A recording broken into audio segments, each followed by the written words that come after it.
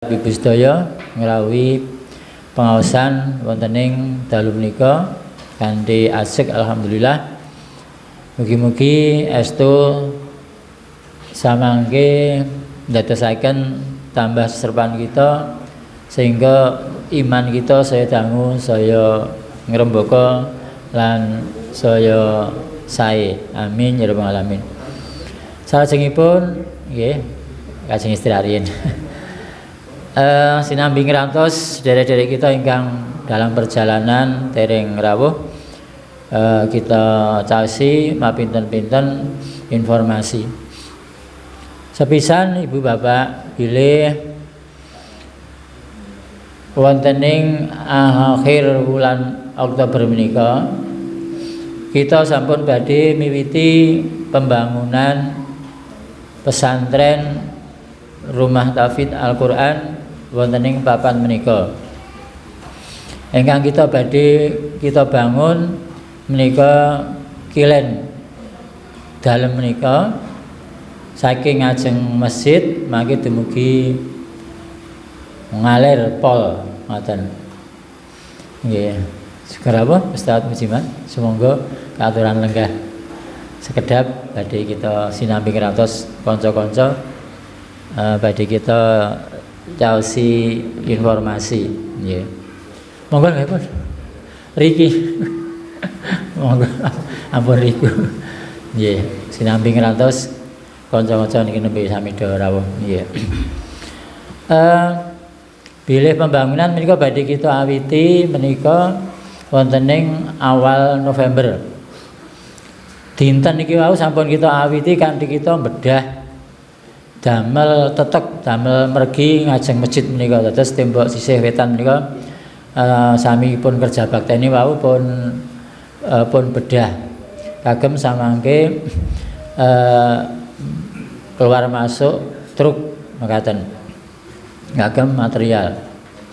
Lajeng minggu depan insyaallah menika kita badhe nebangi pohon-pohon kalian pohon klopo. Pohon klopo niku sekirang langkung 3 dosa batang. Niku badhe kita tegur sedaya sehingga mangke pekarangan menika selo karena sisih wetan menika mangke badhe king kidul dumugi ler menika kita bangun tingkat 2 kagem ruang-ruang belajar lan kantor atas. Lajeng kilenipun menika kita bangun aula menika mangke sampun kita petak menika 9 kali 18 nilainya 9 ngalire 18 lare piyambak mangke didamel panggung terus kilen aula mangke kagem taman nggih kagem gazebo kagem kursi-kursi di luar. Lajeng ler piyambak mujur ngetan menika mangke kamar-kamar kecil nggih kagem kebetahan malih wonten wingking menika. Dados menika lajeng ngajeng menika ini kita sudah mendapat penawaran dari rumah sakit PDHI yang ada di Kalasan mau dikembangkan nanti rumah sehat bukan rumah sakit, rumah sehat rumah sehat untuk melayani saudara kita untuk mulai betahaken nggih menika. Dari rumah sakit sudah mau nawani nanti untuk bisa kerjasama mau sana yang ngedrop sini menjadikan tempat nih kagem menika rumah sehat tadi wonten rumah sehate wonten sing do ngaji nggih mangke wonten sing insyaallah mangke wonten sing Ustaz Mukim. Kita nunggu Ustaz Mukim dari Al-Azhar ya menika. Salajengipun satu persoalan untuk penebangan pohon menika ada satu masalah buang tunggak. Kira-kira tunggak niku kira-kira nggih 30 sing cilik-cilik niku nek 20 nggih enten sekitar 50 tunggak.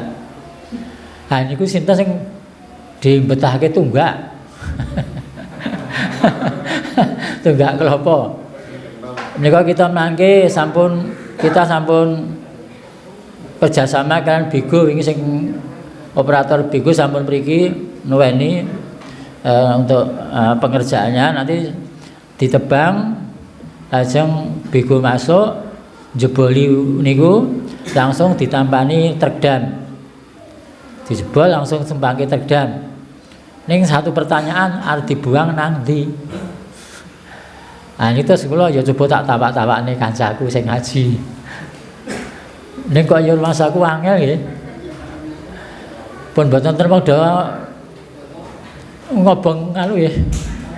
Napa gamping nggih.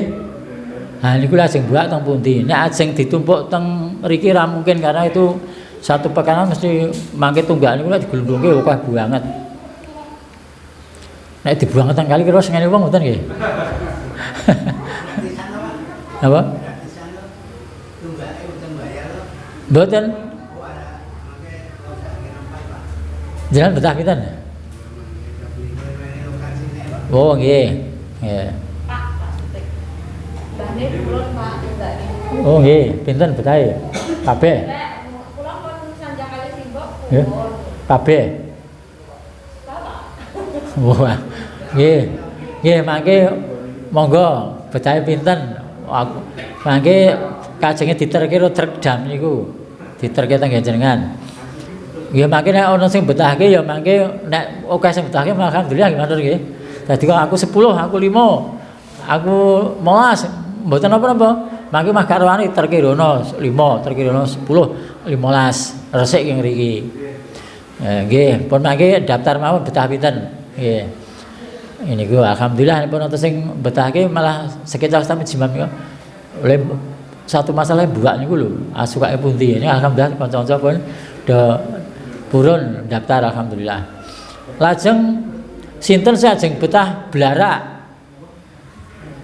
Blarak ya kathah lho niku mangke. Niku ya nek mboten dilungake nggih ganggu pengerjaan bangunan.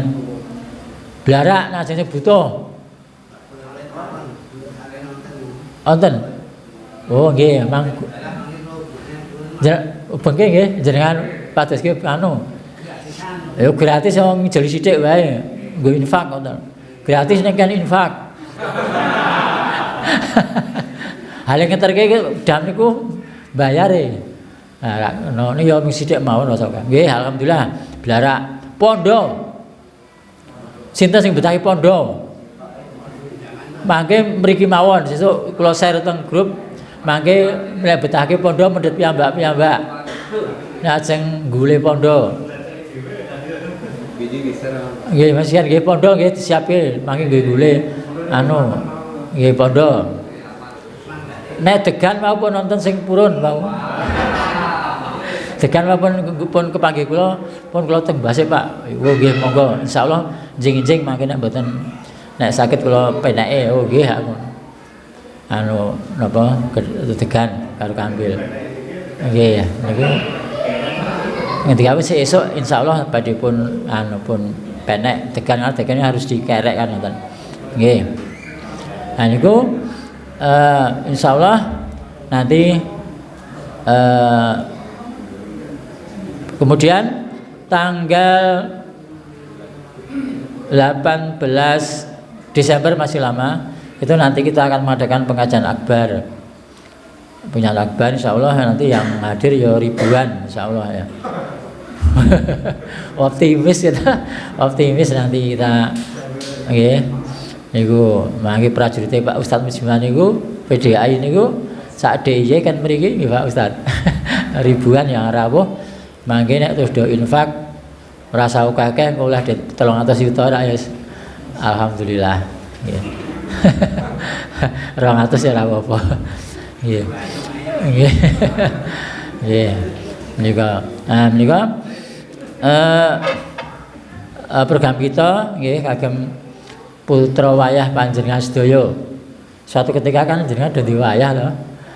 Nek putrane pun kan sewayah mbok menawa sebagian dari nggih. Insyaallah mangke iki tempat untuk belajar. Nggih. Mekaten Bapak-bapak sekalian sampun jam 8 seprapat. Bakal kita aturaken Mas Mahmudi untuk melaksanakan acara pada malam hari ini. Saya kula Mbak malih wonten kalih ngapunten. Sepisan malih matur nuwun rawuhipun. Assalamualaikum warahmatullahi wabarakatuh. Assalamualaikum warahmatullahi wabarakatuh. Bismillahirrahmanirrahim. Alhamdulillahirabbil alamin. Asyhadu an la ilaha illallah wahdahu la syarikalah wa asyhadu anna Muhammadan abduhu wa rasuluhu la nabiyya wa la rasula badah. Bapak-bapak, ibu-ibu, jamaah pengajian Rumah Quran Al Khair rahimakumullah, monggo marilah yang pertama sekali kita bersyukur kepada Allah Subhanahu wa taala yang telah memberikan limpahan nikmatnya kepada kita semua, sehingga pada kesempatan malam hari ini kita bisa bermajelis di Rumah Quran Al Khair pada kajian rutin malam Senin yang insyaallah akan kita laksanakan pada kesempatan malam hari ini. Salam dan salam semoga terlimpahkan kepada junjungan kita Nabi Muhammad sallallahu alaihi wasallam, kepada keluarganya, para sahabatnya, para tabi'in, tabi'in dan seluruh umatnya, dan insyaallah termasuk kita semua yang berusaha untuk mengikuti sunnah-sunnah beliau. Amin. Bapak, ibu-ibu dan jamaah semua, izinkan sebelum acara kita mulai akan kami bacakan susunan acara yang akan kita laksanakan pada kesempatan malam hari ini.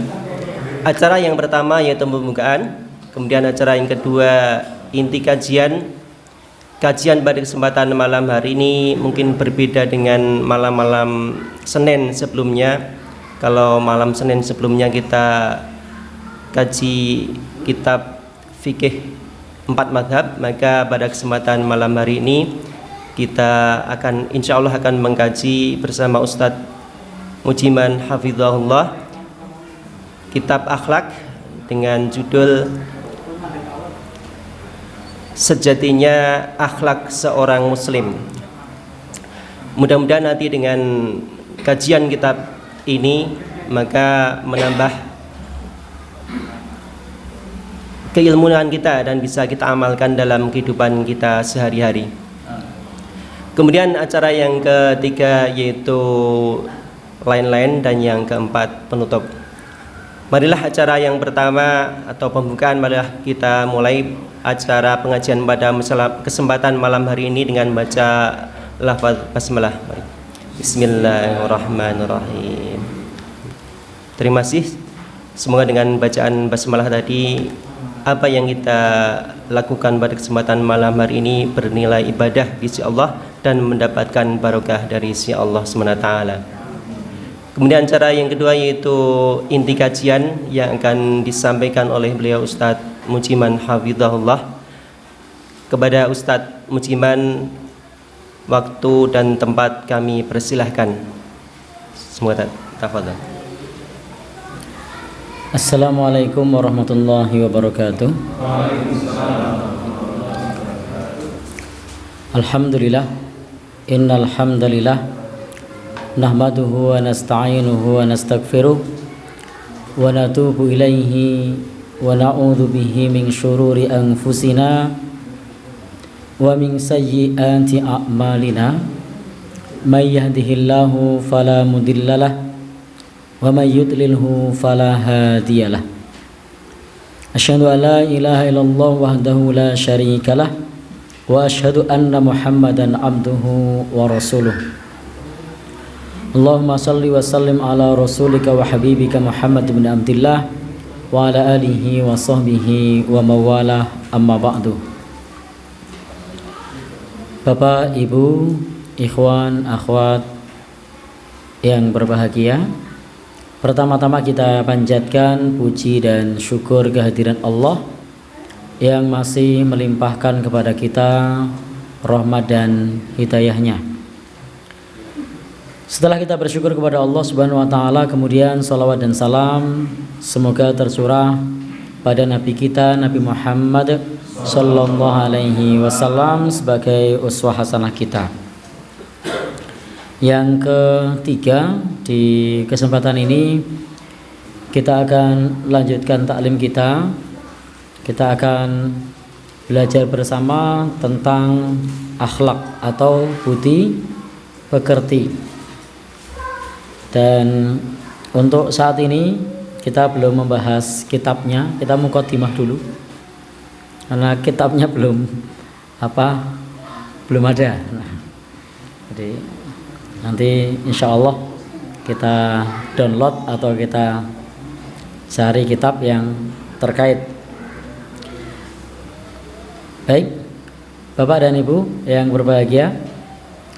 Jadi kalau dalam Al-Quran disebutkan Nabi Shallallahu Alaihi Wasallam oleh Allah Subhanahu Wa Taala dalam surah Al-Qalam, wa innaka la'ala khuluqin azim, dan sesungguhnya engkau benar-benar memiliki budi pekerti yang agung. Jadi Nabi disebut memiliki khuluq. Khuluq itu budi pekerti. Kurang dekat. Oh ya. Baik. Sudah? Wa innaka la'ala khuluqin azim, dan sesungguhnya engkau benar-benar memiliki budi pekerti yang agung. Allah memuji akhlak Nabi sallallahu alaihi wasallam. Kemudian Aisyah radhiyallahu anha juga bersaksi tentang budi pekerti beliau, wa kana khuluqul Quran, dan budi pekerti beliau adalah Al-Quran. Jadi kalau kita ingin belajar Al-Quran, maka kita bisa meneladani Rasul sallallahu alaihi wasallam. Kemudian beliau sendiri bersabda, innama bu'istu liutammima makarimal akhlak, sesungguhnya aku diutus untuk menyempurnakan akhlak. Akhlak itu maknanya bisa positif, bisa negatif. Maka kalau disebut akhlak itu bisa akhlak yang baik, bisa akhlak yang buruk. Tetapi di tempat kita ketika berbicara mengenai akhlak itu maknanya selalu positif. Tetapi pada prinsipnya akhlak itu ada yang positif, ada yang negatif, ada yang baik, ada yang buruk, ada mahmudah, ada madmumah, ada yang terpuji, ada yang tercela. Tapi di tempat kita kalau bicara akhlak itu konotasinya selalu terpuji. Contoh, ada anak yang ketika naik sepeda motor tidak sopan lalu bilang anak tidak punya akhlak. Padahal akhlaknya begitu. Ya itu memang akhlaknya seperti itu. Jadi akhlak itu ada yang terpuji, ada yang tercela. Jadi bukan tidak punya akhlak, memang akhlaknya tercela. Tetapi biasanya karena sudah dimaknai positif, maka kalau negatif dianggap tidak punya akhlak. Baik, di kesempatan ini kalau tadi Nabi bersabda aku diutus untuk menyempurnakan akhlak, maka cakupan pembahasan akhlak itu tidak sempit sebenarnya.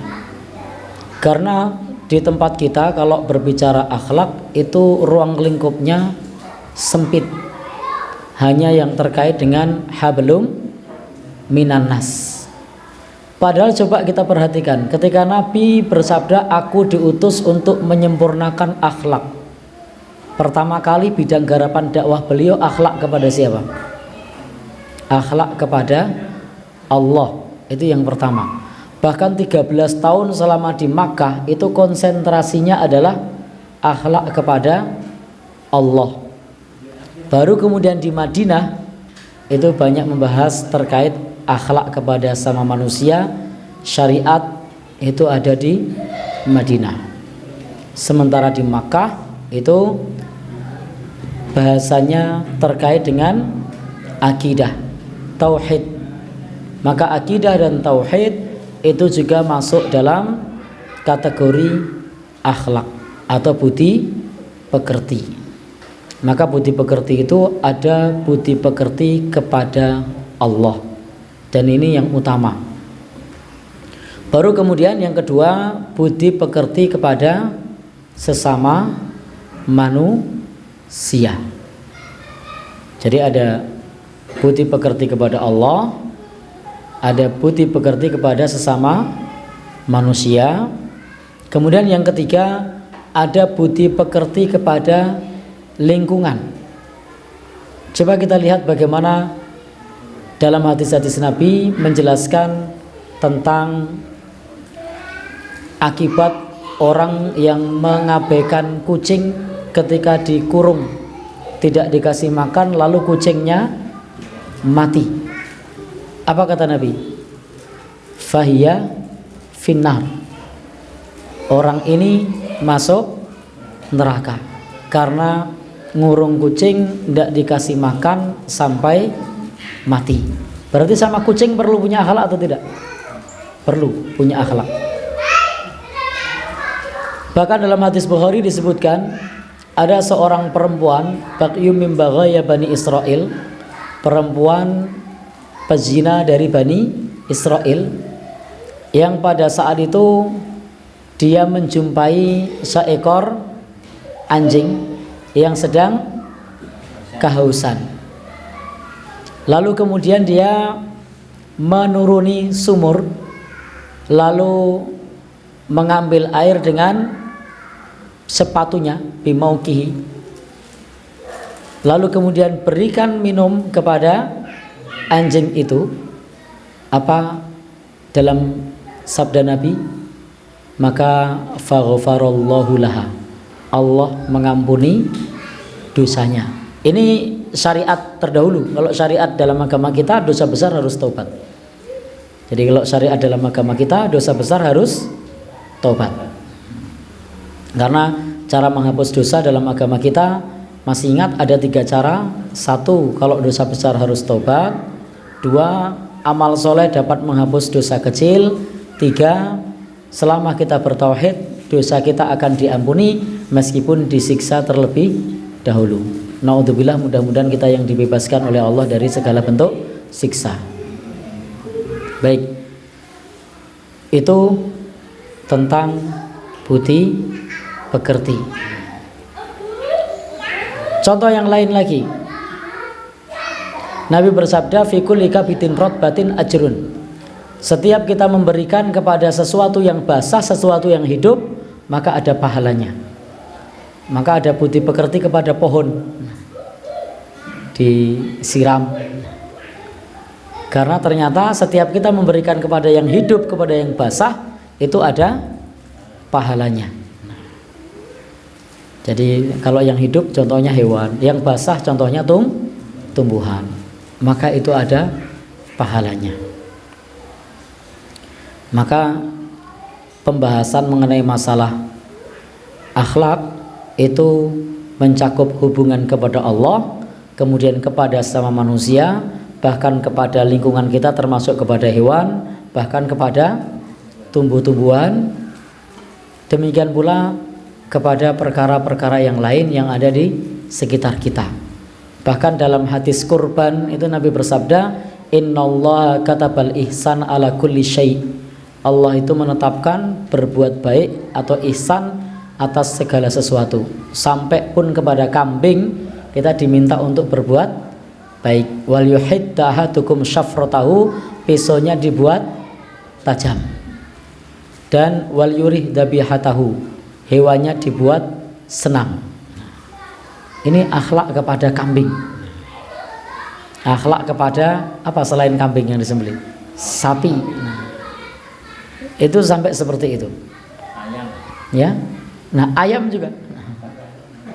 Ayam kan disembelih juga. Jadi akhlak kepada ayam. Bahkan nanti kalau teman-teman membaca di kitab Riyadhus Shalihin, Imam Nawawi itu membuat sebuah judul bab larangan mencaci maki ayam. Jadi ada judul larangan mencaci maki ayam. Ini agama kita betul-betul mengajarkan budi pekerti kepada segenap makhluk, dan yang pertama utama kepada Sang Khalik, kepada Allah Subhanahu wa Ta'ala. Baik teman-teman semua yang berbahagia yang dirahmati Allah, di kesempatan ini kita akan membahas pernyataan dari Al-Imamul Jalil Abu Muhammad Abdullah ibn Abi Zaid. Ini sebagai muqaddimah, dan insya Allah kita nanti ketika membahas bab budi pekerti, kita akan menggunakan kitab yang khusus membahas bab budi pekerti. Ini saya melihat Mas Nur sedang sibuk download ya. Ya. Ya? Oh, baru nyari-nyari ya. Maka sementara kita akan membahas pernyataan dari qala al-Imamul Jalil Abu Muhammad Abdullah ibn Abi Zaid. Ini Imamul Malikiyah, salah seorang ulama bermadhab Maliki bil Maghrib yang ada di Maroko fi zamanihi, di zamannya. Beliau menjelaskan kepada kita bahwa kumpulan akhlak yang baik itu terangkum dalam 4 hadis. Ini sesungguhnya ungkapan yang sangat populer, yang sangat masyhur di kalangan mazhab Maliki. Jadi kalau kita mau belajar akhlak atau budi pekerti, maka dasarnya ada di 4 hadis ini. Ini khususnya yang terkait dengan hablum minanas. Kalau nanti hablum minallah itu ada pembahasannya sendiri. Biasanya di kitabut tauhid atau kitab yang membahas bab tauhid. Atau kalau kita mau membahas bab yang terkait dengan hubungan kepada yang lain, maka itu nanti ada pembahasannya sendiri. Maka di sini pembahasannya adalah fokus pada bab yang terkait dengan hablum minanas, sebagaimana persepsi umum mengenai masalah akhlak atau budi pekerti. Itu persepsi umum adalah kepada sesama manusia. Meskipun sesungguhnya akhlak itu tidak hanya kepada sama manusia, sampai pun kepada semut. Agama kita melarang membunuh semut. Ada enggak ajaran yang lain yang sampai sebegitunya? Semut saja dilarang dibunuh, kecuali kalau dia mengganggu boleh dibunuh. Dan bolehnya dibunuh pun tidak boleh dibakar dengan api. Padahal kan bagi kita itu sepele kan, semut, tapi ternyata dilindungi dalam agama kita. Jadi betul-betul kita diajarkan akhlak budi pekerti itu sampai pun kepada makhluk yang kecil, yaitu berupa semut. Kita diminta untuk tidak membunuhnya, tidak menganiaya semut. Maka pembahasan ini terkait muqaddimah kita ini menunjukkan bahwa agama kita itu terbebas dari segala tuduhan yang terkait dengan terorisme. Bagaimana mungkin kita diajarkan terorisme kalau semut saja tidak boleh dibunuh? Kira-kira kalau semut dengan nyawa manusia lebih berharga mana? Lebih berharga nyawa manusia. Manusia dengan semut jelas lebih berharga manusia. Apalagi kalau yang ditumpahkan darah seorang muslim, lebih mulia mana? Lebih mulia seorang muslim. Nah, kepada semut saja kita tidak boleh untuk membunuhnya, tidak boleh membakar dengan api. Maka ini jelas akhlak yang diajarkan oleh Rasulullah SAW memberikan penjelasan kepada kita bahwa di dalam agama kita itu bebas dari segala tuduhan yang terkait dengan kekerasan dan terorisme. Bahkan tumitul adza anit thariq itu termasuk cabang dari keimanan, menyingkirkan duri di jalan. Karena duri di jalan bisa mengganggu orang yang beriman. Itu juga termasuk bagian dari cabang keimanan, menyingkirkan duri di jalan, cabang keimanan. Bahkan kalau teman-teman baca di kitab Riyadhus Shalihin, itu ada salah satu bab, judul babnya adalah bab bayanu kasroti turukil khair, bab penjelasan jalan-jalan menuju kebaikan. Di situ disebutkan ada 3 hadis di bab itu. Baik, pernyataan imamnya kita pending dulu ya. Di situ ada 3 hadis. Hadis yang pertama menjelaskan ada seorang muslim yang melewati satu tempat, lalu di situ ada pohon yang melintang. Apa yang dia kerjakan? Dia potong pohon yang melintang itu. Maka kemudian Allah mengampuni dosanya dan dia dimasukkan oleh Allah ke dalam surga karena memotong pohon yang menghalangi jalan. Kemudian hadis yang kedua di bab yang sama, nanti silahkan dicek di Riyadhus Shalihin. Ada orang yang menyingkirkan dahan yang ada di jalan. Maka Rasul melihat bahwa kelak orang tersebut itu bercengkrama di surga. Dia bergembira di surga. Kenapa? Karena amal solehnya menyingkirkan dahan di jalan. Ini termasuk amal soleh ternyata. Maka kalau kita sedang naik motor atau naik mobil, lihat di jalan itu ada belara, ono mancung, ono kambil, ono apa, itu kalau kita sempatkan turun lalu kemudian kita menyingkirkan, maka itu termasuk amal soleh. Ini akhlak seorang muslim. Nah, maka bagaimana mungkin seorang muslim akan naruh bom, sementara kelapa, mancung, apalagi tadi yang sering mengganggu jalan, belara itu bahasa Indonesia ini apa tuh?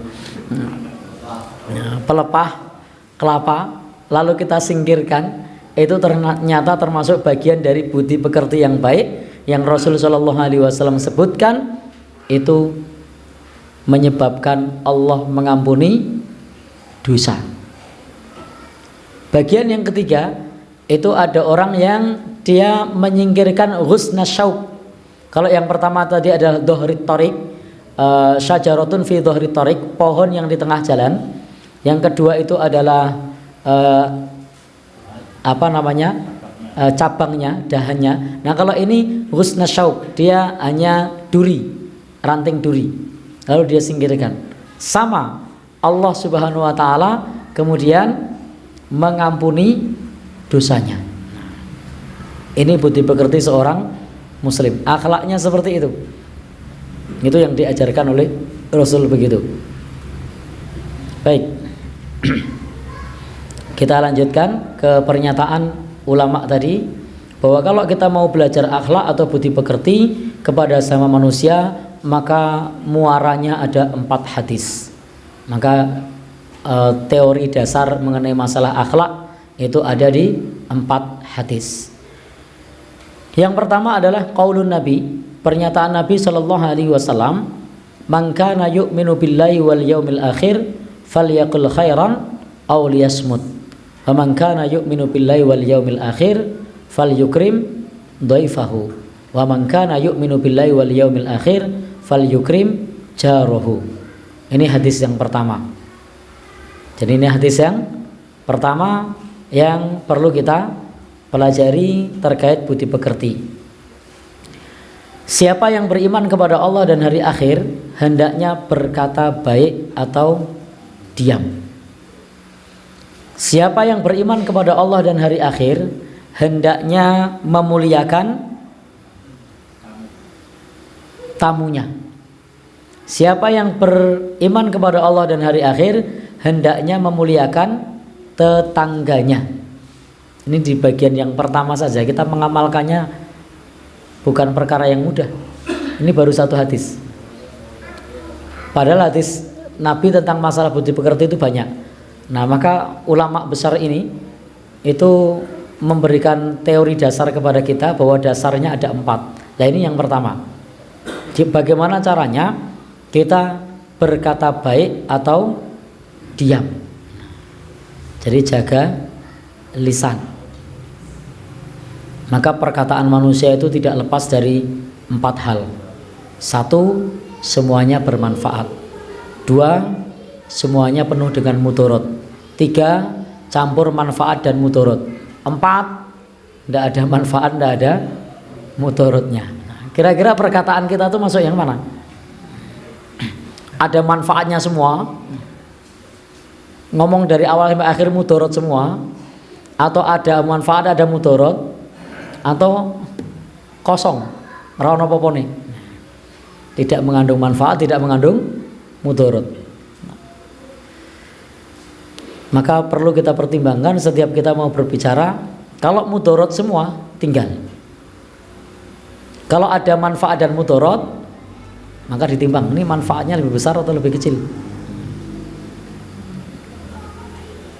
Kalau ternyata isinya hanya mubah atau sia-sia, sama, lebih baik diam. Falyaqul khairan au liyasmut, berkata baik atau diam. Bapak dan Ibu, cakupan berkata baik itu setiap ucapan yang bermanfaat, baik menurut syariat atau menurut adat, maka itu termasuk perkataan yang baik. Salah satu landasan dalam agama kita sebagai penilaian terhadap sesuatu itu adalah ma'ruf. Apa itu ma'ruf? Jadi ada khair, ada ma'ruf. Ma'ruf itu baik menurut umum, itu disebut baik. Jadi baik menurut umum selama tidak bertentangan dengan syariat, maka itu dianggap baik. Maka itu disebut ma'ruf atau urf. Maka di dalam agama kita ada amar ma'ruf, memerintahkan kepada perkara yang sudah diketahui bahwasanya itu baik. Jadi ma'ruf itu sesuatu yang baik yang sudah kita ketahui, yang sudah dikenal. Nah, kalau belum dikenal itu belum ma'ruf namanya. Maka kita tidak boleh memerintahkan kepada orang yang dia belum tahu kalau itu baik. Maka harus tahu dulu kalau itu baik. Maka sama dalam masalah sesuatu yang baik itu landasannya adalah yang dikenal umum bahwa sesuatu itu baik. Maka kalau menurut umum itu baik, meskipun nampaknya bagi kita itu adalah sesuatu yang sia-sia, maka itu adalah hal yang baik. Saya kasih contoh dalam konteks berkata-kata. Perkataan yang mengakrabkan. Ketika kita ketemu dengan teman, ketemu dengan tetangga, kita menyapa dengan ucapan yang sebenarnya kita tidak ngomong pun kita sudah tahu. Lihat Pak Basuki lagi nyuci mobil. Nyuci mobil Pak, udah tahu saya. Tapi saya nanya, untuk apa? Untuk keakraban. Dan masyarakat umum menganggap baik, dan memang itu betul mengakrabkan, maka itu juga termasuk yang baik. Walaupun kalau dipikir-pikir apa gunanya takon? Oh ya wis nyuci mobil kok yo. Takon ra takon yo nyuci mobil gitu kan. Saya tidak tanya Pak Basuki nyuci mobil, saya tanya juga nyuci mobil. Nah, maka ketika saya bertanya nyuci mobil Pak, nggih. Nah, ini adalah bagian dari perkataan yang baik. Jadi akrab saya sama Pak Basuki. Jadi kalau saya ke rumah beliau sugani warna-warna. Nah, jadi ini termasuk perkataan yang baik.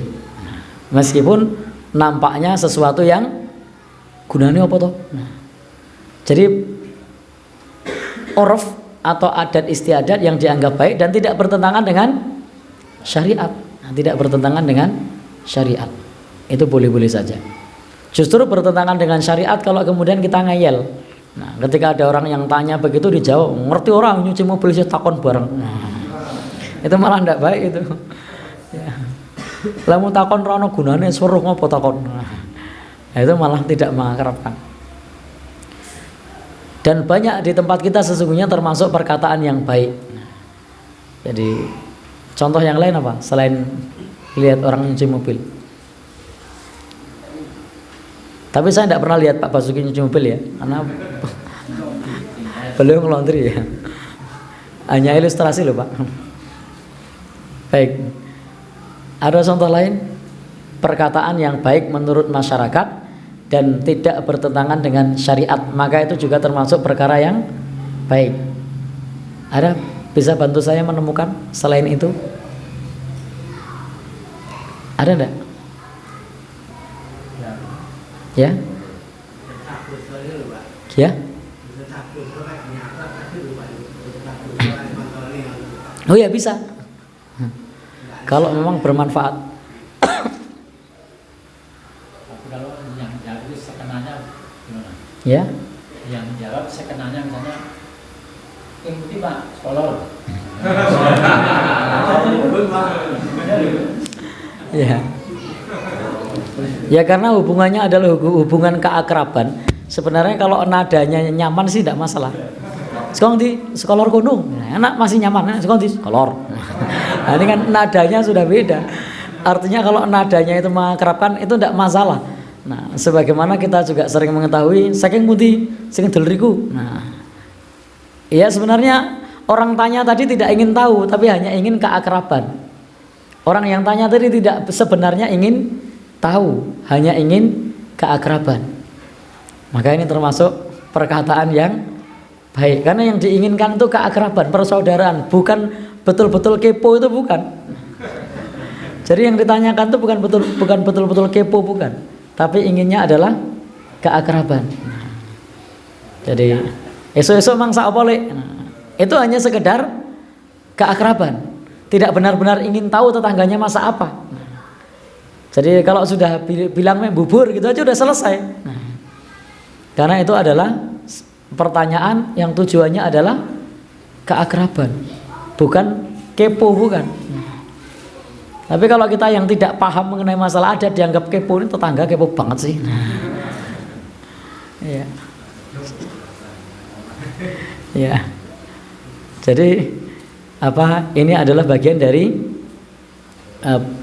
sesuatu yang baik. Atau di tempat kita menanyakan kerja itu yang baik. Itu karena di tempat kita. Tempat lain barangkali menanyakan kerja itu tabu. Begitu ketemu teman siang hari mboten tindakan. Itu adalah perkataan yang baik untuk keakraban sebagai kalimat pembuka. Untuk tempat kita, untuk tempat lain bisa beda. Jadi ya.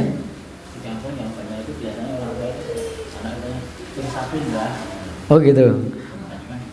Tang sapin bah gitu ya. Baik. Ya. Baik, seperti tadi sudah tahu ke sawah tang sapin bah.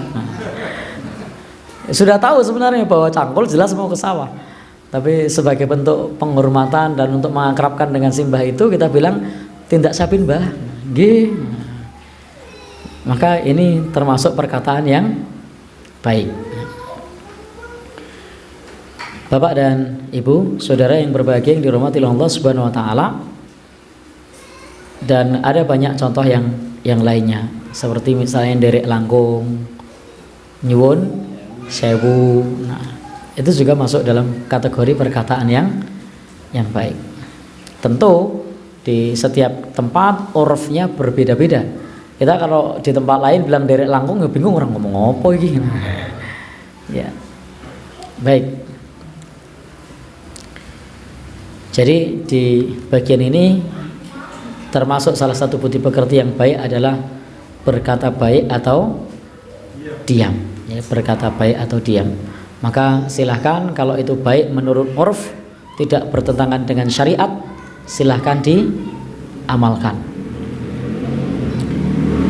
Kemudian diperintahkan untuk fal yukrim dhaifahu, memuliakan tamunya. Dalam bab tamu itu pembahasannya sudah sering dibahas. Dalam agama kita jaizatuhu itu yaumun walailah. Jadi menspesialkan tamu itu sehari semalam. Jadi menspesialkan tamu itu hanya sehari semalam. Kemudian untuk dhaifahnya itu selama 3 hari 3 malam. Maka kita salah satu budi pekerti seorang muslim adalah kepada tamunya memberikan pelayanan sekurang-kurangnya selama 3 hari 3 malam. Tetapi yang 1 hari 1 malam silahkan spesial boleh. Di tempatnya Pak Tupon boleh ke gemak. Di eneng-eneng ke se ora eneng. Nah, itu sehari semalam. Di eneng-eneng no se ora eneng. Jadi saya ke tempatnya Mas Nur gitu kan. Biasanya Mas Nur ini emping, tapi karena ada saya bukan emping.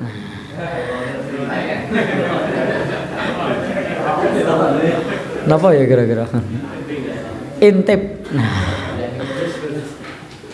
Atau belah ke wedus. Nah. Ini boleh sehari semalam. Nanti hari kedua ketiga itu layani seperti biasa. Hari keempat itu sudah pahala sedekah, dan boleh bagi tuan rumah kalau memang sudah tidak mampu untuk mengangkat bendera putih. Maksud saya disampaikan orang kugediro tenan ini orang ya. Maksud saya menyampaikan kalau sudah tidak mampu untuk menjamu tamunya, itu boleh dalam agama kita seperti itu. Bapak, Ibu, ini sudah 3 hari dan batas kemampuan saya untuk menjamu hanya 3 hari. Adapun sesudahnya, monggo kalau di sini bantu-bantu ikut ke sawah. Ya boleh, dalam agama kita boleh. Nah, ikut resik-resik. Jadi tidak dilayani terus. Sudah lebih dari 3 hari kok melayani terus. Sing di rumah ya. Nah. Maka Nabi itu menyebutkan, jangan sampai kita bertamu itu membuat orang yang kita kunjungi itu berdosa. Maka para sahabat bertanya, apa wahai Rasulullah yu'thimuhu itu yang membuat orang berdosa? Kalian bertamu sementara tuan rumah tidak mampu menjamu. Nah, jadi ketika kita bertamu tuan rumah tidak mampu menjamu, itu adalah mengakibatkan dosa tuan rumah. Maka tuan rumah ya bloko suto saja. Nah, saya sudah tidak mampu lagi untuk menjamu misalnya, atau silahkan anggap saja rumah sendiri, ikut cuci piring, ikut bersih-bersih. Nah, kan saya tinggal kerja, monggo kalau jenengan mau di rumah dan seterusnya. Cuma masalahnya kalau dapat tamu yang sudah ngaji juga dan tamunya ngeles. Dan saya juga baca hadis Nabi Pak, bahwa kalau Anda menjamu saya pahalanya double. Satu adalah pahala menjamu tamu, 2 pahala sedekah. Kalau Anda mau pahala, silahkan jamu saya. Nah, kalau dapat tamu kayak gitu gimana kira-kira? Ya, siap gitu. Ya, kalau tuan rumahnya sudah mentok ya bilang saya mau cari pahala dari tempat yang lain. Baik, karena memang dalam agama kita diperintahkan untuk memuliakan tamu. Jadi tamu hendaknya dimuliakan. 1 hari semalam spesial, sampai 3 hari 3 malam punya hak, keempat dan seterusnya sifatnya sedekah. Baik, maka yang terbaik ambil sedekah itu kalau mampu. Kalau tidak mampu ya bilang tidak mampu. Kemudian wa man kana yu'minu billahi wal yaumil akhir falyukrim jarahu. Barang siapa beriman kepada Allah dan hari akhir, hendaknya memuliakan tetangganya. Nah, kita diminta untuk memuliakan tetangganya, tidak menghibah orang ngerasani, orang elek-elek, tidak menghalangi. Ingat prinsip kepada tetangga, masih ingat ya? Kita pernah sampaikan kaidah prinsip 4 prinsip bergaul, masih ingat? 1 kaful adha, menahan diri untuk tidak mengganggu. Nah, jadi kalau tonggo teparu nek iso awake dhewe aja ganggu. Entah dengan apapun, karena memang kadang-kadang kita yang namanya hubungan bertetangga itu kadang mau tidak mau kita mengganggu. Tetapi kalau usahakan agar kita tidak mengganggu. Yang paling sering gangguan ke tetangga itu apa? Buang sampah sembarangan. Nyaponi harusnya di tempatnya tapi disapu ke pekarangan tetangga. Ini mengganggu sebenarnya. Maka prinsip bertetangga tidak begitu. Ojo sampah disapu nang tonggone. Termasuk cara menanam pohon yang kurang ahsan itu di apa? Nah, nang kikis kemudian apa sampahnya ke tetangga. Itu mengganggu tetangga. Tetangga yang nyaponi terus malah bahagia. Alhamdulillah pohon bambu saya menjoroknya ke tetangga, tidak pernah nyapu. Kok malah bahagia? Harusnya sedih karena itu bagian dari mengganggu tetangga. Dan tidak mengganggu tetangga ini macam-macam. Tidak hanya itu saja. Polusi suara, ya, polusi asap rokok. Nah, itu juga polusi itu. Ya. Maka ini termasuk mengganggu. Apalagi? Ya. PTE nanggone tanggane. Nah, lalu di teras tetangga banyak, tidak punya ayam tapi kotoran ayamnya banyak. Ini bagian dari mengganggu juga sebenarnya. Ada lagi contoh lain? Bagi yang diganggu Ya, nanti ada kaidah yang ketiga. Nah, maka kaidah yang berikutnya, yang ketiga, yang dua nanti. Yang ketiga, kalau kita terganggu, sabar. Jadi dalam bertetangga itu harus as-sabru alal adha. Sabar ketika kita terganggu. Kalau kita harus nyapu sampah dari tetangga, sabar. Kalau kita harus kena polusi rokok, sabar. Kalau kita harus terkena polusi musik dari tetangga, sabar.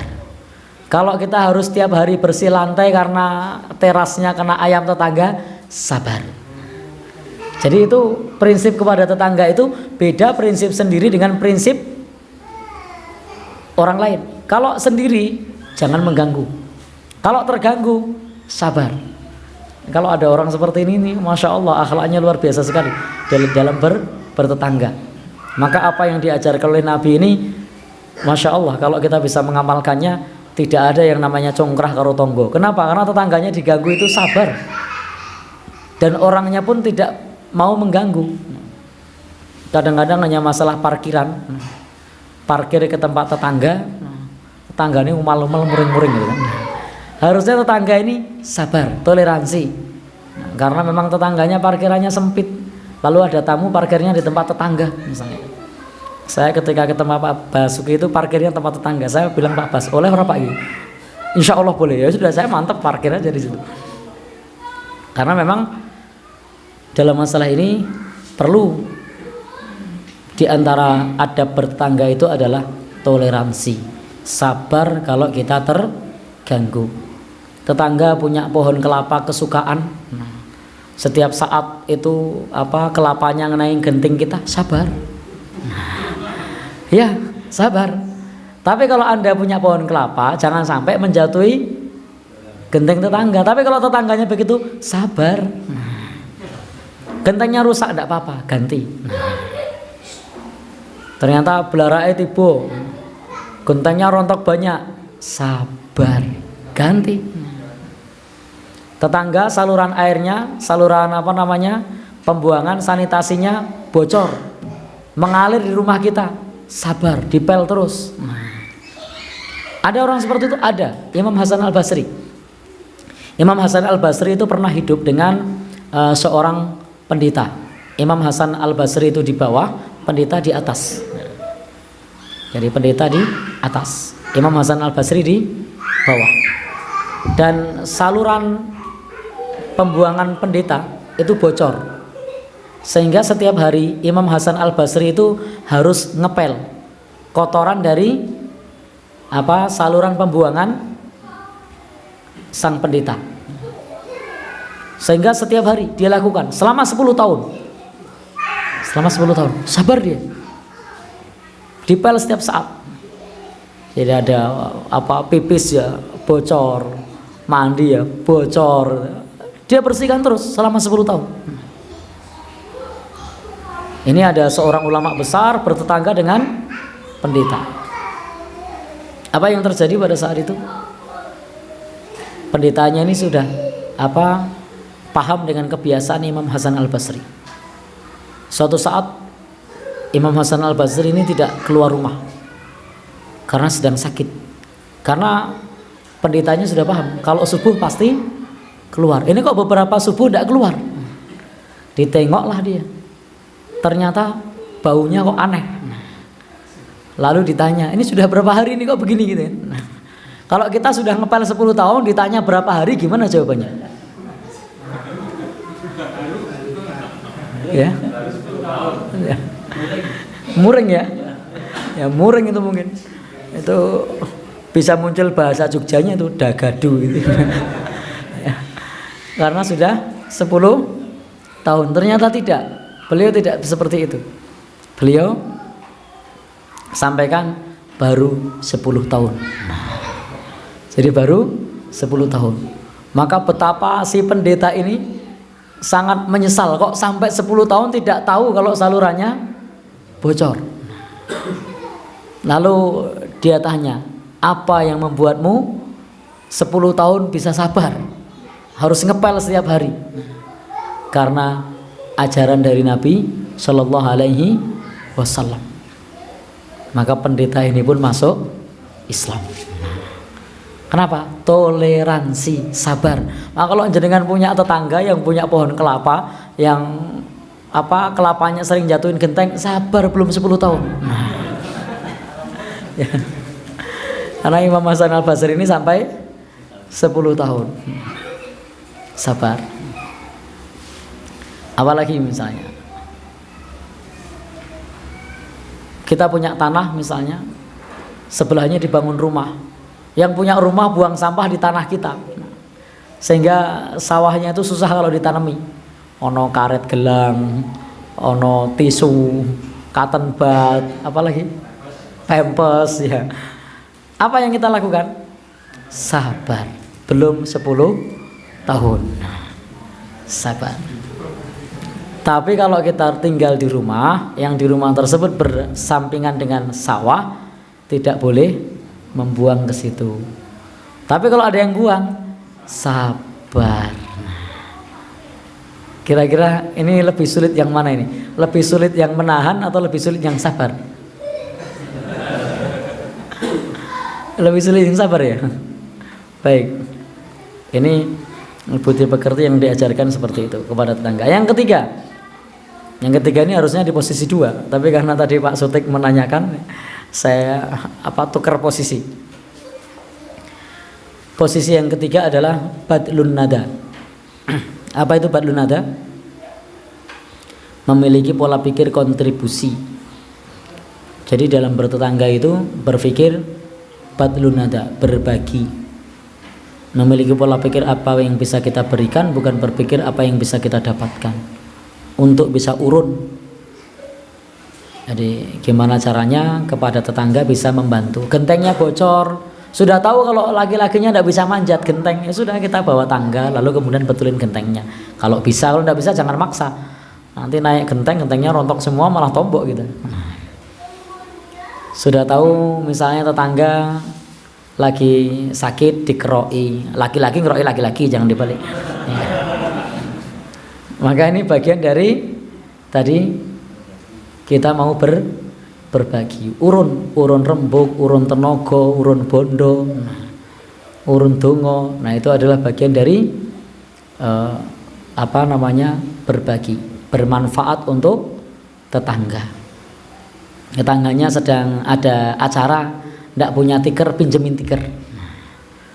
Biasanya apa lagi selain pinjem tiker?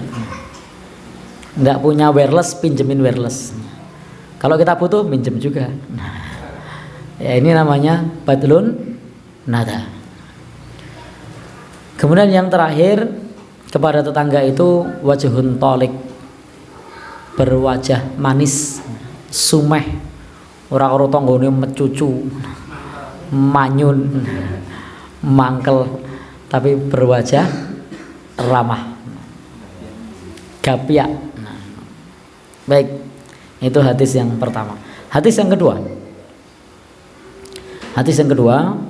min husni islamil mar'i tarkuhu ma la ya'ni.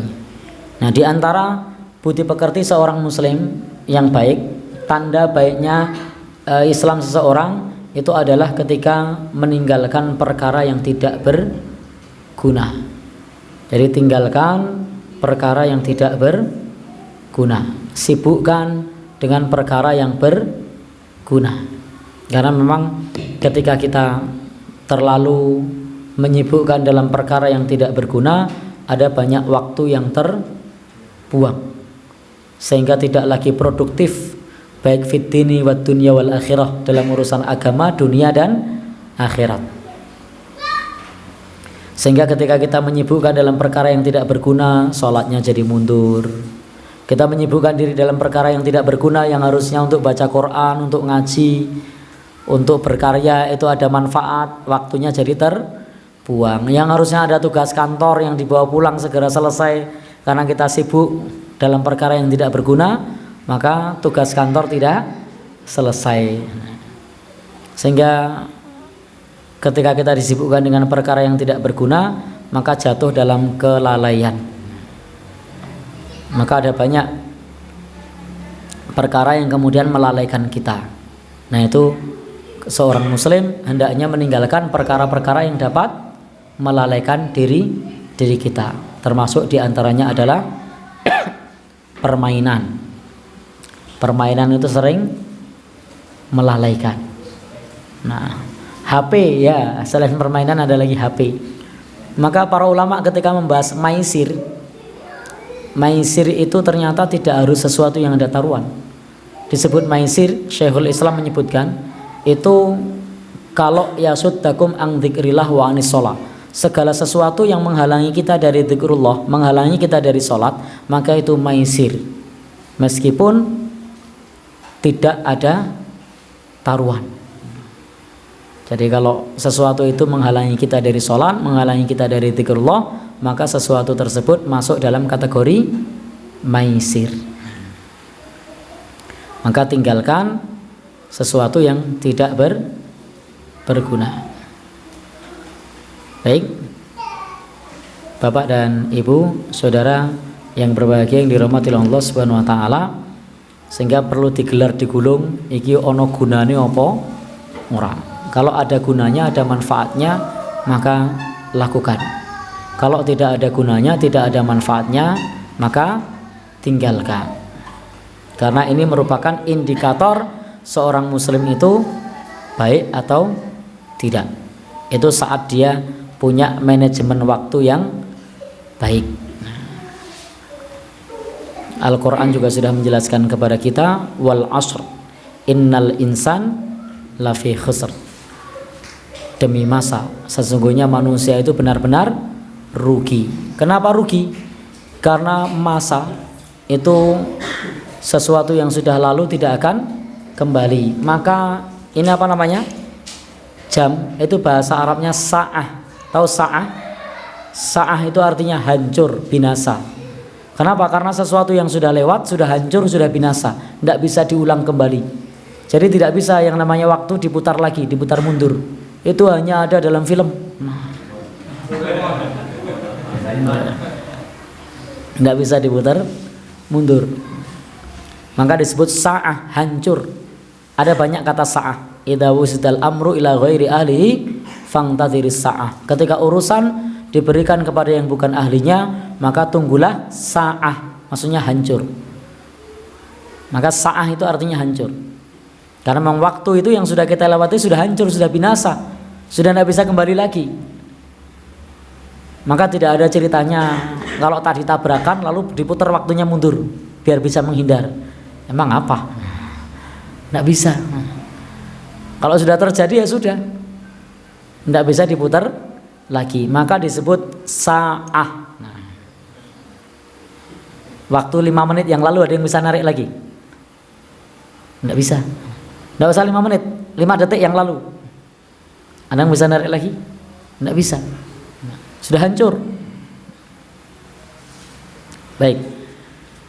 Maka ini meninggalkan perkara yang tidak berguna, salah satunya adalah bagaimana kita memanfaatkan waktu.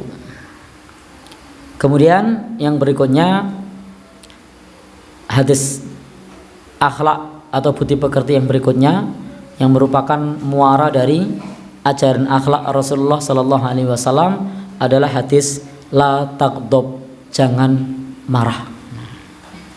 Adalah hadis jangan marah. Ini kalau ada orang sudah seperti ini baik banget loh. Satu, berkata baik atau diam, baik sama tamu, baik sama tetangga, memanfaatkan waktu, tidak pernah marah. Nah, ini baru 3 hadis ini sudah kira-kira oleh ngamalke iso apa gitu ya. Coba tidak usah disebut. Kira-kira minggu ini kita sudah marah belum? Sudah. Oh wes piye iki. Ya. Para Nabi menyebutkan la tagdob, jangan marah. Dan hadis yang lain la tagdob walakal jannah, jangan marah bagimu surga. Dan orang kalau tidak marah itu hadiahnya besar. Man kadhama ghaidhan wa huwa qadirun ala ayyunfidahu, barang siapa yang mampu menahan marah dan dia mampu untuk melampiaskannya, maka dia akan dipanggil di hadapan seluruh makhluk hatta yuhayyirahu min huril aini ma syaa, untuk memilih bidadari mana saja yang ia sukai. Nah, ini fadilah menahan marah. Kira-kira bisa enggak kita nahan marah? Ora nesu. Nah, maka kenali kita ini marah karena apa? Setiap orang itu pemicunya itu saja. Orang marah itu. Jadi ritme orang marah itu pemicunya sama. Ada yang marah karena masakannya tidak cocok. Nah, berarti cari masakan yang cocok. Ada yang marah karena istri suaranya lebih tinggi. Jadi kasih tahu suaranya jangan lebih tinggi. Ya. Baik. Kenapa lagi, Mas? Ada yang marah karena setiap berangkat kantor waktunya mepet. Nah, berarti persiapannya lebih awal. Ada lagi pemicu yang lain?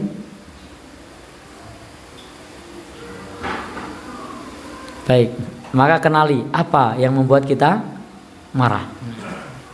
Lalu dianalisa, tinggalkan. Karena setiap kita punya kelemahan di satu sisi yang membuat kita marah. Yang membuat marah kalau wedhuse ngebret kabeh. Misalnya ini kan. Maka gimana caranya supaya wedhuse aja ngebret kabeh?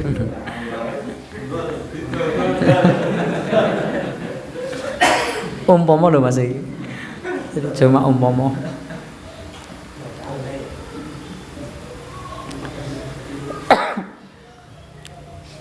Jadi pemicunya tidak sama, setiap kita tidak sama.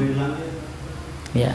Pemicunya apa? Kunci hilang. Nah, jadi berarti sediakan satu tempat khusus untuk kunci, supaya kuncinya tidak hilang. Dan jangan punya rompi yang sakunya banyak. Nah,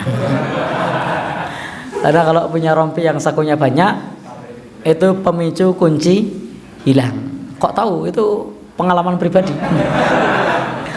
Jadi sakunya di sini udah ada, di sini udah ada, di sini udah ada, sini udah ada, di balik ternyata di dalam. Nah, jadi kalau misalnya karena kunci hilang bikin marah ya, salah satunya jangan punya rompi. Nah, karena itu biasanya membuat kita lupa. Ini tadi di saku yang mana saya naruh kuncinya. Nah, sakunya ada berapa rompinya? Ya, saya tuh rompi ada berapa sakunya? 1, 2, 3, 4, 5, 6, 8, 9. Nah, jadi kalau nyari harus di 9 saku itu baru satu rompi, belum saku celana. Nah, ya? Oh gitu. Jenengan punya 15 sakunya? Oh. Kalau dudukan itu kan murah Pak. Ya. Tapi buat marahnya saya beli dudukan 12. Pak pernah marah. Oh gitu. Sana aja. Oh, duplikat kunci. Oh, baik. Ternyata ini ada tip lagi supaya kuncinya tidak hilang. Diduplikat kuncinya jadi 12. Wah. Jadi tidak pernah marah. Di depan pintu sana ada, saku sini ada, saku sini ada, di jok motor ada. Ya. Ini ternyata itu sungguh-sungguh terjadi Pak ya? Oh iya, ternyata ini sungguh-sungguh terjadi bikin 15. Nah.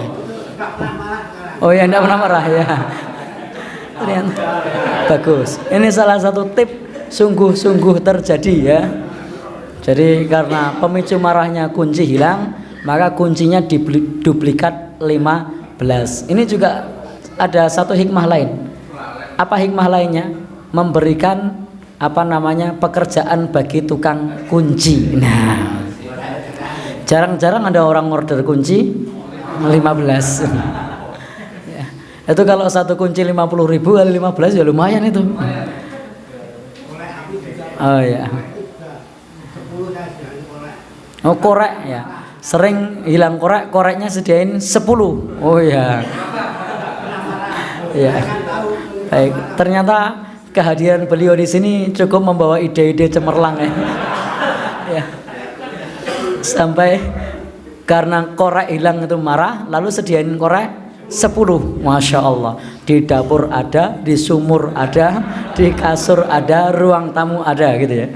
Masya Allah. Karena gimana Pak? Ya. Kalau motor yang bikin marah saya nggak berani. Oh ya, kalau motor bikin marah nggak berani nyelin motor. Nggak berani. Untungnya bukan motor Pak ya. Untungnya kunci sama korek ya. Kalau istri? Kalau istri yang bikin marah gimana Pak? Solusinya gimana Pak? Iya. Duplikat istri. Iya. Itu bukan menyelesaikan masalah, tambah masalah. Yang tadinya marah 1 jadi 2. Kalau duplikatnya 3, yang tadinya marah 1 jadi 3 Pak. Baik. Jadi intinya di antara budi pekerti yang baik, jangan marah. Kenali apa yang membuat kita marah dan hindari hal tersebut. Terakhir, hadis yang keempat, la yu'minu ahadukum hatta yuhibba li akhihi ma yuhibbu li nafsihi.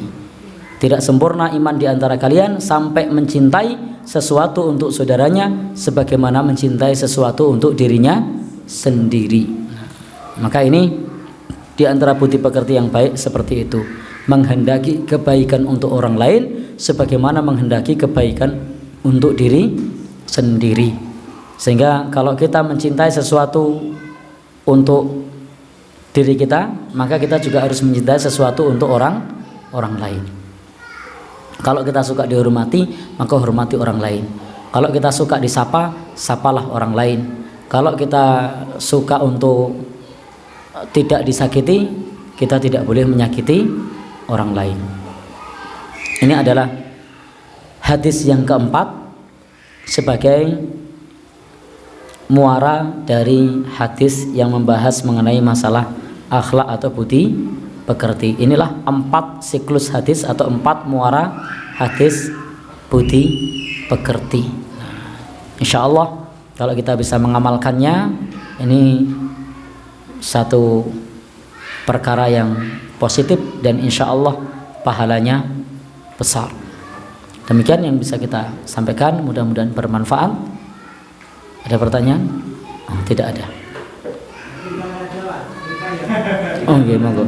Tapi bukan soal duplikat Pak ini. Saya itu marah Pak. Karena di tempat saya kan banyak pohon Pak. Ya. Tiap hari nyapu.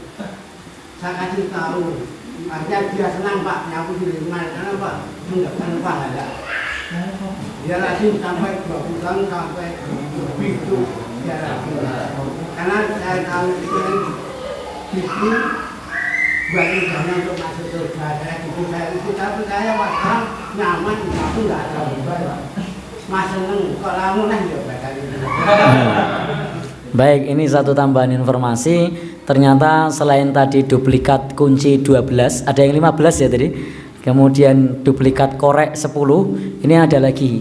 Istrinya suka marah ketika nyapu pohon. Sampahnya banyak. Pekarangannya luas. Oh ya. Lalu disampaikan kalau itu lahan pahala. Memang betul salah satu di antara amal soleh adalah bersih-bersih di sampah yang ada di sekitar kita. Lalu dikasih tahu ke istrinya supaya tidak marah, anggap itu sebagai lahan untuk ibadah, lahan pahala, dan kemudian alhamdulillah tidak marah. Nah, memang salah satu yang terpenting dalam pendidikan keluarga itu adalah tarbiyah imaniyah, pendidikan keimanan. Kalau sudah iman yang berbicara, maka sesuatu yang tadinya beban itu akan menjadi nyaman dan tidak lagi menjadi beban. Tanamkan bahwa itu adalah bagian dari pahala cara kita masuk surga. Alhamdulillah, terima kasih tipnya ya. Monggo yang belakang. Waalaikumsalam warahmatullahi wabarakatuh. Iya. Soal imam sholat. Nah, imam sholat itu Al-Fatihah Ghairil dibaca Khairil. Ya. Pasti itu Khairil. Saya naminin atau enggak gitu. Ya. Cuma itu aja. Baik, terima kasih. Jadi ini ada pertanyaan, Al-Fatihah dibaca Khairil, maknanya beda sih. Kalau Ghairil Maghdub itu artinya selain yang dimurkai, Waladdallin dan bukan pula yang tersesat. Kalau Khairil Maghdub itu sebaik-baik yang dimurkai. Nah, jadi maka ketika kemudian dibaca siratal ladzina an'amta alaihim, jalannya orang-orang yang Allah beri nikmat, kemudian khairil maghdub, sebaik-baik yang dimurkai. Maka memang secara makna itu lahan, dan lahannya ini lahan jali, lahan yang besar, artinya kesalahan yang besar. Maka karena ini kesalahan besar dan mengubah makna yang terbaik, hendaknya disampaikan secara empat mata. Kalau itu keliru, bukan khairil tapi ghairil. Karena ini kesalahannya fatal dari sisi makna. Tapi kalau sudah mengucapkan khairil, bagaimana? Kita perlu mengucapkan amin atau tidak? Kita perlu mengucapkan amin atau tidak. Maka ketika kita mengucapkan amin, maka kita mengucapkan sesuai maksud, bukan sesuai perkataan. Karena itu ada dua hal di situ. Ada maksud, ada ucapan. Jadi ketika kita amin, maka amin kepada maksud, bukan amin kepada ucapan. Jadi kita aminkan maksudnya, bukan kita aminkan ucapannya. Karena kalau ucapannya, sebaik-baik yang dimurkai, maksudnya kan bukan itu. Maksudnya adalah selain yang dimurkai. Maka ketika kita mengaminkan maksud, bukan mengaminkan ucapan. Kenapa? Bagaimanapun juga mengucapkan amin itu sunnah. Maka aminkan maksudnya, bukan aminkan ucapannya. Ucapkan amin pada maksudnya, bukan pada ucapannya. Wallahu a'lam bishawab. Monggo.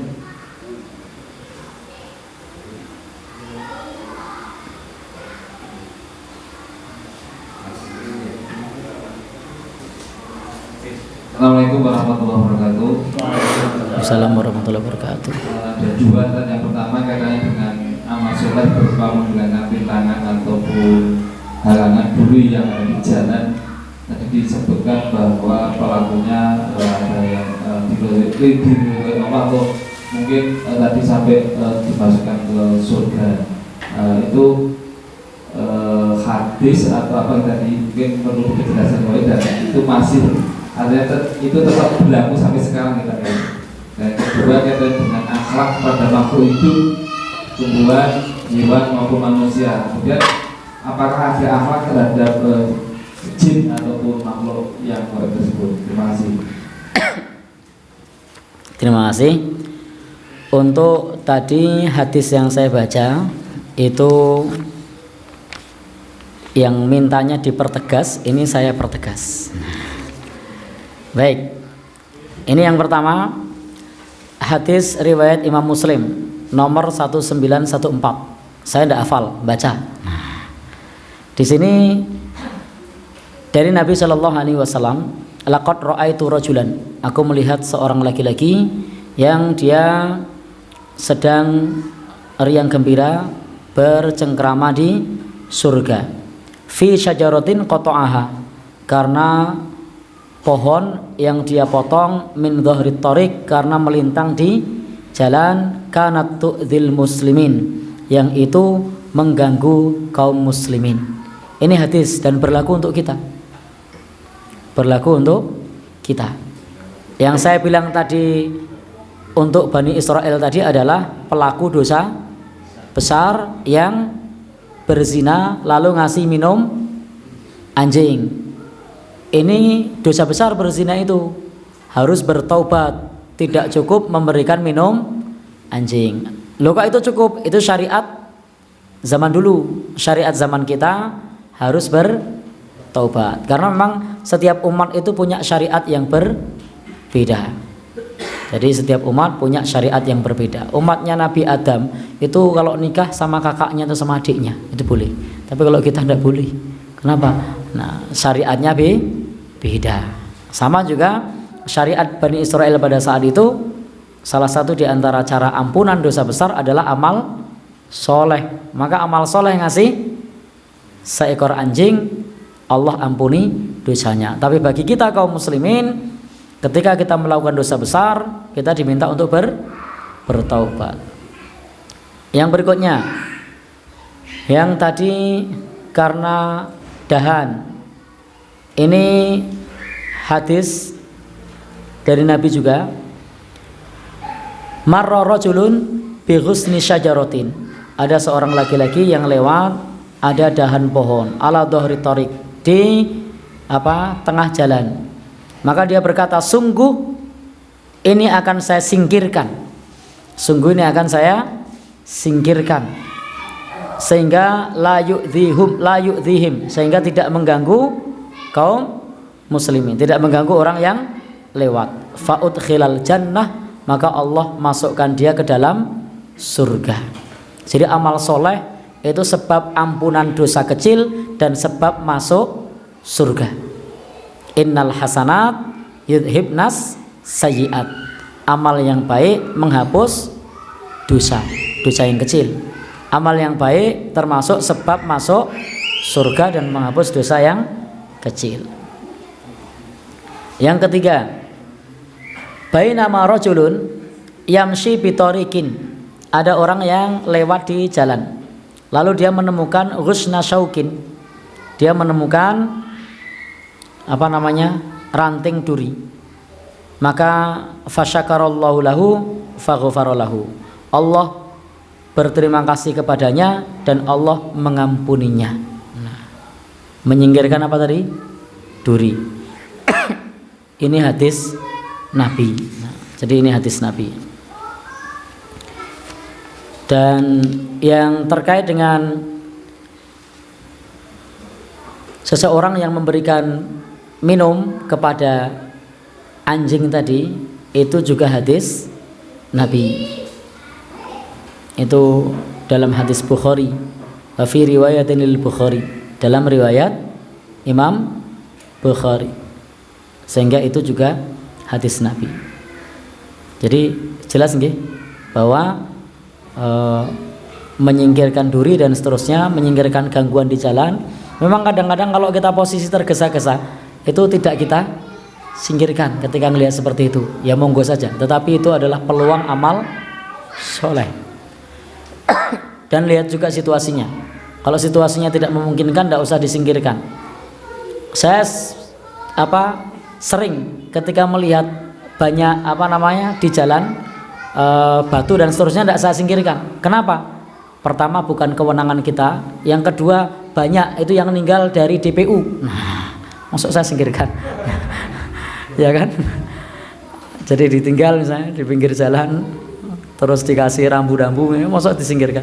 Itu bukan kewenangan kita. Maka silakan nyingkirkan yang itu merupakan bagian dari kewenangan kita. Nah, artinya kita sipil boleh bertindak. Kalau tiba-tiba DPU naruh batu lalu kita pinggirkan gitu kan, diprotes nanti. Ini sudah ditaruh di sini, dicepake nyambut gawe mah dipindah gitu kan. Baik, silakan saja. Tapi kita dapat niat ya, para niat. Apa itu? Niatnya menyingkirkan tapi situasinya tidak memungkinkan. Oh ya, niatnya mau menyingkirkan tapi situasinya tidak memungkinkan. Betul itu. Ya, insya Allah sudah dicatat. Baik. Termasuk kadang-kadang kita akan berat untuk menyingkirkan karena bukan di kampung kita sendiri, sehingga khawatir dikira nah pencuri. Itu juga perlu diperhatikan. Jangan-jangan ketika di situ ada pohon yang melintang, lalu kemudian karena kita tukang kayu turun dipotong, tiba-tiba maling, kan repot. Nah, jadi kalau mau seperti itu silahkan koordinasi dengan penduduk setempat. Karena tanpa koordinasi ada pohon bambu yang melintang, jangan potong malah kena hukum pidana mencuri bambu, kan repot itu. Jadi harus diperhatikan situasinya seperti apa. Wallahu alam bishawab. Bagaimana cara mengganti puasa wajib yang dulu ditinggalkan? Kami sudah lupa bolong-bolongnya dulu berapa. Terus kalau mau puasa sunnah itu ragu-ragu nggak pernah masih menjalankan puasa wajib yang dibayar. Puasa sunnahnya dilanjutkan enggak? Baik, terima kasih. Meninggalkan sholat, meninggalkan puasa, meninggalkan kewajiban atas sesuatu yang telah lalu dengan sengaja, kemudian meninggalkan sesuatu yang telah lalu tanpa sengaja, itu berbeda, beda hukum. Ketika kita meninggalkan sholat atau meninggalkan puasa dan itu ditinggalkan secara sengaja, maka kalau melakukannya dulu secara sengaja, maka tebusannya adalah taubatan nasuha. Tidak perlu kemudian sholat selama sadarnya umur 70 gitu, sholat selama 60 tahun. Tidak pula perlu puasa selama 60 bulan, karena meninggalkannya sengaja. Ini sama halnya dengan orang yang baru masuk Islam misalnya. Masuk Islam umur 50 tahun, oh berarti saya tidak sholat sudah. Wah, lalu kemudian dia ganti sholatnya dari umur 10 tahun sampai 50, tidak perlu. Ganti puasanya umur 10 tahun sampai 60, tidak perlu. Karena dulu para sahabat Rasulullah yang mereka baru masuk Islam itu tidak perlu untuk mengganti sesuatu yang dulu dia belum masuk Islam. Sama halnya dengan orang yang meninggalkan sholat sengaja, meninggalkan puasa sengaja, termasuk kufur apa enggak? Kufur. Maka bertaubat kepada Allah, taubatan nasuha, dan silahkan puasa wajib, silahkan puasa sunnah. Tapi atas yang lalu yang ditinggalkan dengan sengaja, prinsip utamanya adalah bertaubat. Orang yang kafir saja ketika bertobat Allah ampuni, orang yang musyrik ketika bertobat Allah ampuni, dan tidak perlu mengganti amalnya yang lalu. Tetapi hendaknya dia bertobat dan memulai amal yang baru, memulai amal yang baru sesuai dengan yang sudah dia pelajari, yang sesuai dengan tuntunan Rasulullah Shallallahu Alaihi Wasallam. Kenapa tidak perlu mengganti? Karena sengaja. Kalau sengaja berarti sama dengan kufur. Beda kalau dia meninggalkan tidak sengaja, ketiduran, ganti. Kenapa tidak puasa? Sakit, ganti. Kenapa tidak puasa? Musafir, ganti. Tidak sengaja dia, karena keadaan, karena musafir, karena sakit, karena apa lagi? Pekerja keras. Tapi beda, tidak sakit, bukan pekerja keras, bukan pula musafir, tidak puasa. Kenapa? Ya, sengaja. Maka taubat, bertobat kepada Allah sungguh-sungguh. Syarat tobatnya bagaimana?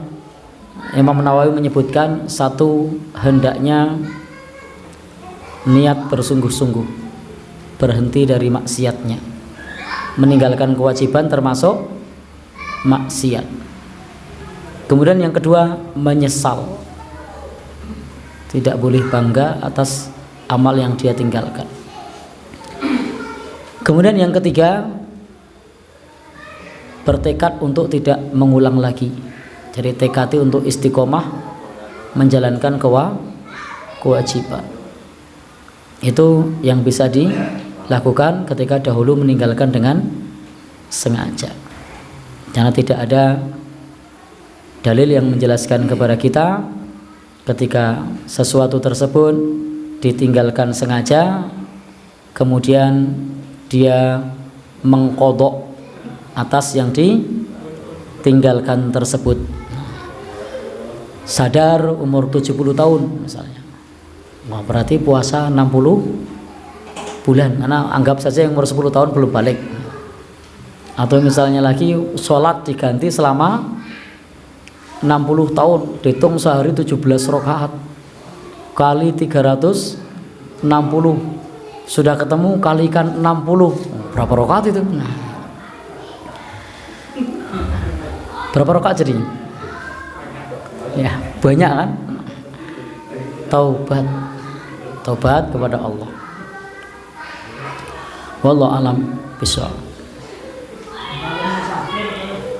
Tidak puasa, berarti apa juga boleh berhubungan sama Baik, terima kasih. Musafir tidak puasa, lalu apakah boleh hubungan suami istri? Jawaban saya kober-koberi. Ya. Jadi kok kober-koberi gitu loh. Musafir lagi. Baik. Ya. Baik. Musafir itu rukhsah. Dia boleh puasa, boleh buka. Nah, boleh makan, boleh minum, boleh pula hubungan suami istri.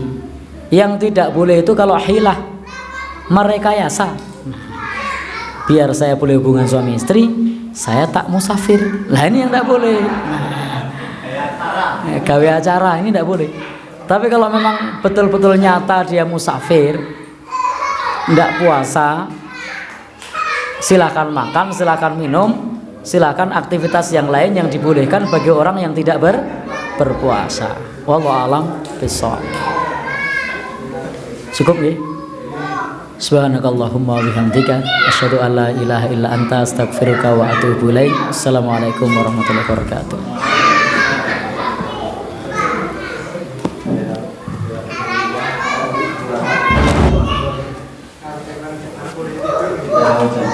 Jazakumullah khairan katsiran kepada beliau Ustaz Juman Abdullah.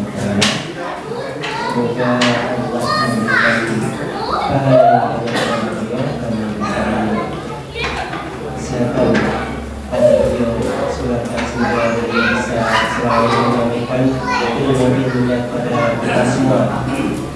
Terima kasih. Kita pada kesempatan malam ini akan mendengarkan uraian kajian dari Ustaz Juman.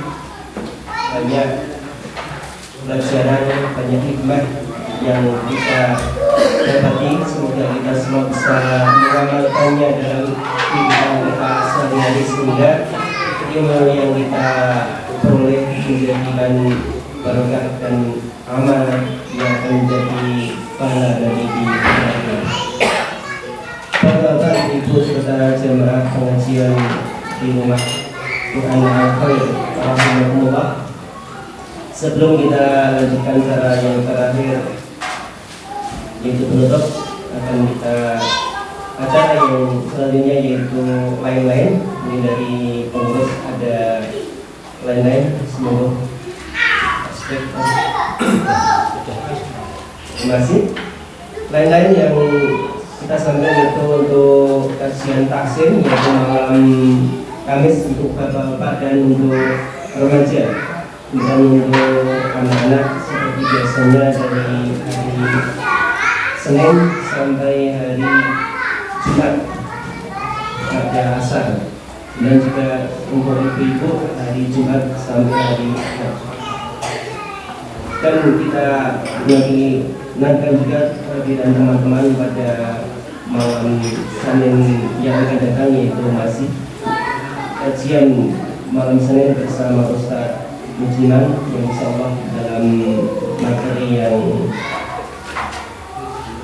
berbeda, yaitu materi melanjutkan pembahasan kita fikih 4 mazhab. Terima kasih untuk acara yang terakhir, yaitu penutup. Namun sebelumnya mungkin banyak salah dalam menggunakan acara, saya mohon maaf yang sebesar-besarnya. Inilah acara pengajian kesempatan malam hari ini, kita tutup dengan doa kafaratul majlis. Subhanallah wa bihamdihi, asyhadu an la ilaha illa anta, astaghfiruka wa atubu ilaik. Assalamualaikum warahmatullahi wabarakatuh.